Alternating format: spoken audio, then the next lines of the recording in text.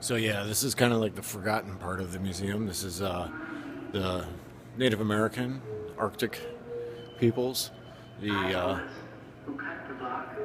like the West Coast people. They got totem poles. I think they're exquisite.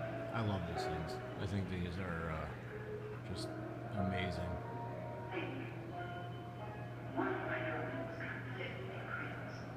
Just I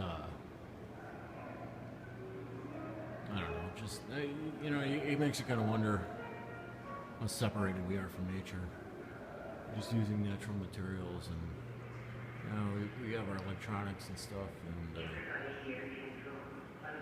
play our video games and stuff. But that's what these people did, or